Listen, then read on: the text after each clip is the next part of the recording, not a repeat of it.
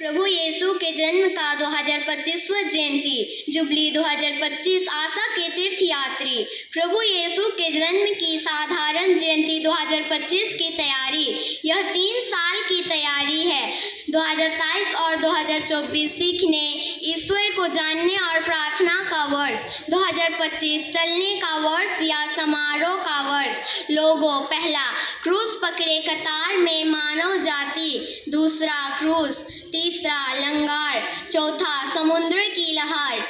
4, शैली बंद मानव आकृतियाँ पृथ्वी के चारों दिशाओं से एक साथ तीर्थ यात्रा का प्रतीक है।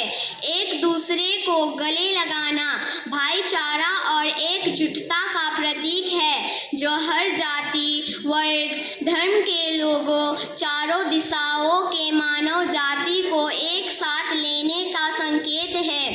कतार का पहला व्यक्ति क्रूस पकड़े हुए विश्वास और आशा का प्रतीक है, जो हर जरूरत के समय हमें कभी नहीं त्यागता है।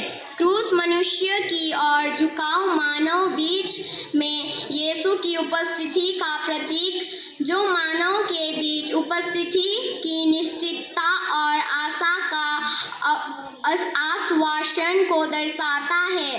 निचले भाग का क्रूस लंगार से जुड़ा है, जो समुद्र लहर की गतिशील को नियंत्रण या हावी होने से बचाता है।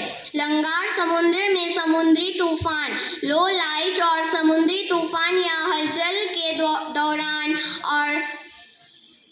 और कठिनाइयों से भरा यात्रा है। आशा की तीर्थ यात्रा केवल व्यक्तिगत यात्रा नहीं है, बल्कि सामुदायिक, जो हमेशा क्रूस से जीवन शक्ति प्राप्त कर आगे बढ़ते। इसलिए क्रूस केवल स्थिर नहीं, गतिशील भी है, मानव की ओर झुकाव सहारा है।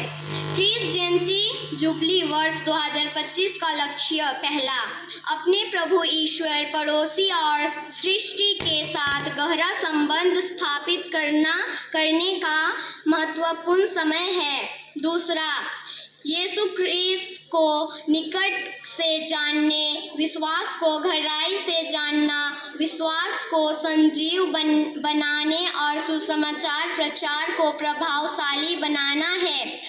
तीसरा, पोप फ्रांसिस जुबली वर्ष में अधिक से अधिक सुसमाचार प्रचार को बढ़ावा देते हैं, साथ ही साथ व्यक्तिगत नवीनीकरण, समाज, कलीसिया, पल्ली को बढ़ावा देते हैं। संत पिता हम सबों को जुबली 2025 में 4 दस्तावेजों को भी सीखने के लिए निमंत्रण देते हैं। पहला, दुई वर्बो, इसका मतलब है ईश्वर का वचन।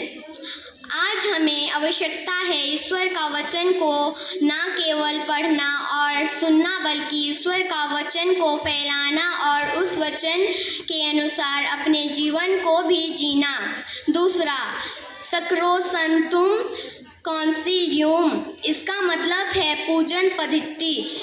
यहाँ पर हमें पवित्र मिसा बलिदान के बारे में बताया जाता है।